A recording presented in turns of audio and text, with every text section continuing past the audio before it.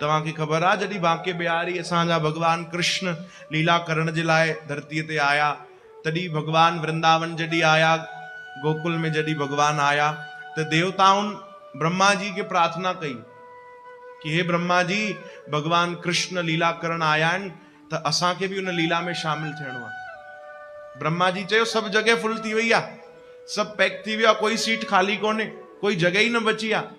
अरे प्रभु कुछ भी बनायो, गोपियूं बढ़ायो। ब्रह्मा जी खिलण लगा, चयूं गोपी ठहणो कोई सरल आहे? देवताउनि खे था चवनि अरे तव्हां देवता वरी भी ईअं ई आहियो, गोपी कोई घटि न आहे, गोपी न ठही सघंदव भाई। अच्छा ठीक आहे, गोपी न त घटि में घटि ग्वाल बाल ठाहियो। चयूं न उन जी भी जगह खाली कोन्हे। ग्वाल बाल न त घटि में घटि भगवान जी गायूं ठाहियो। चवनि था उन जी भी जगह कोन्हे।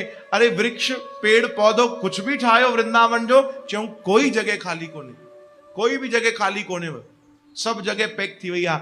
तॾहिं विनती कई देवताउनि की हिकु कमु कयो ब्रह्मा जी, तव्हां चओ था कोई जगह खाली कोन्हे, ठीकु आहे, हिकु कमु कजो, असांखे वृंदावन जी धूल बणाए छॾिजो।